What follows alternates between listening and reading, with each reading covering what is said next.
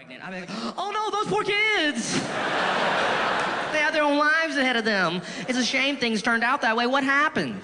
Me and my husband decided to start a family. Irresponsible decisions.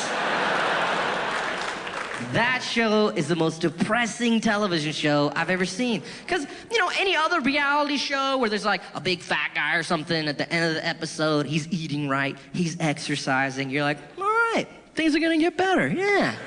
Things are gonna get better. Good job, TV show, things are gonna get better.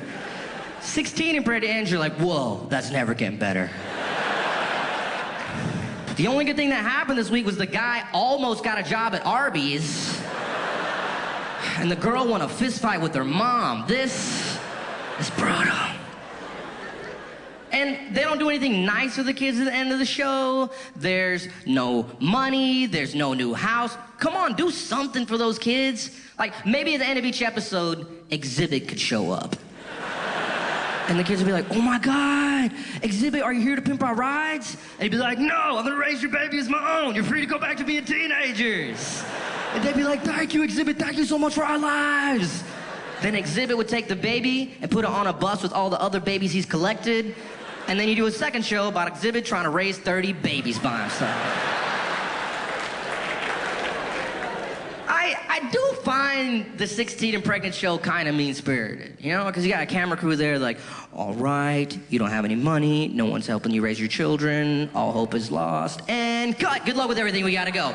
Let's go! Sorry, there's this other 16-year-old girl that lives down the street that had all the advantages in life. She's about to have an amazing birthday party. We gotta film that for her second show called Super Sweet 16.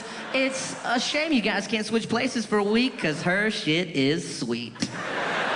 Oh, I hate the girls on Super Sweet 16. Whenever I watch that show, I'm like, ugh, can someone impregnate this girl and ruin her life, please? What an awful person. That'd actually be a better show. If they just did horrible stuff to that girl for a week, meet Amanda. She's 16 and horrible. So we cut the brakes in her car, we put a bunch of holes in her condoms. Let's see what happens this week.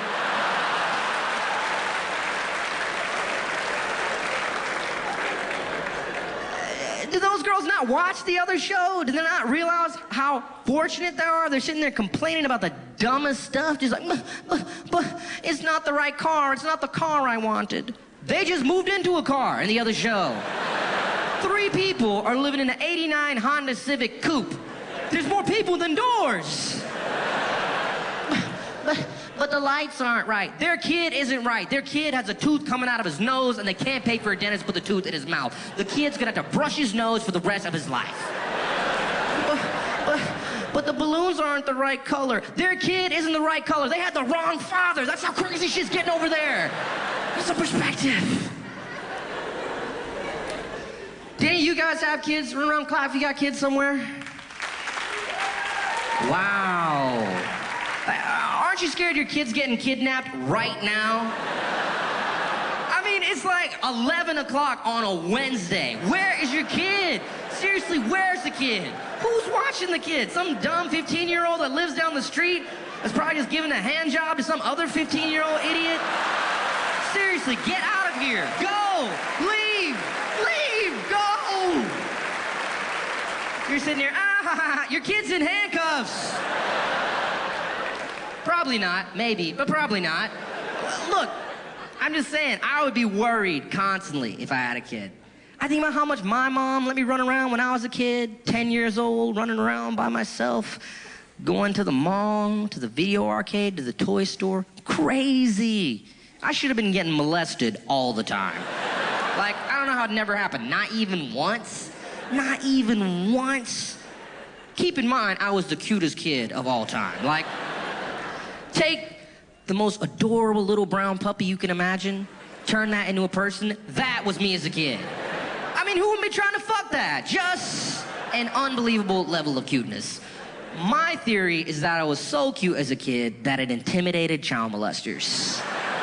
Like, for child molesters, I was kind of like the hot girl at the bar. They're like, oh my God, Aziz is here, Aziz is here, Aziz is here.